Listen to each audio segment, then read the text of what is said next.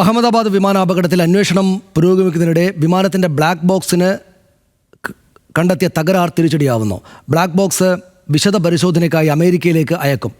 അതേസമയം മരിച്ചവരുടെ DNA പരിശോധനാ ഫലം 7-ാം ദിവസവും പുരോഗമിക്കുകയാണ്. ഇതുവരെ അപകടത്തിൽ മരിച്ച 211 മൃതദേഹങ്ങൾ തിരിച്ചറിഞ്ഞു. 189 മൃതദേഹങ്ങൾ ബന്ധുക്കൾക്ക് കൈമാറി.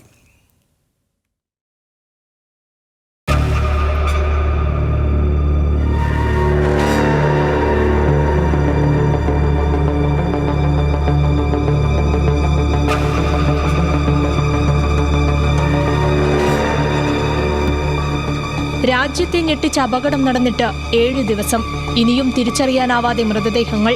ഇതിനിടെ ആശങ്ക ഉയർത്തുകയാണ് അപകടത്തിൽപ്പെട്ട Air India Boeing 787 Dreamliner വിമാനത്തിന്റെ ബ്ലാക്ക് ബോക്സിന് കണ്ടെത്തിയ തകരാർ.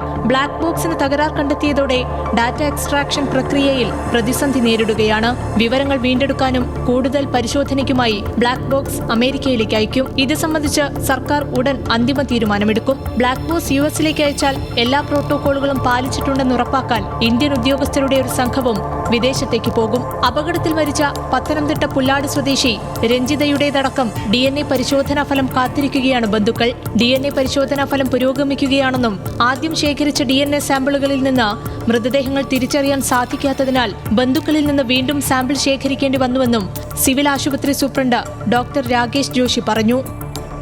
അപകടത്തിൽ നിന്ന് രക്ഷപ്പെട്ട ഏക വ്യക്തി വിശ്വാസ് കുമാർ രമേശിന്റെ സഹോദരൻ അജയിന്റെ സംസ്കാരം ഇന്നലെ ദിയുവിൽ നടന്നു.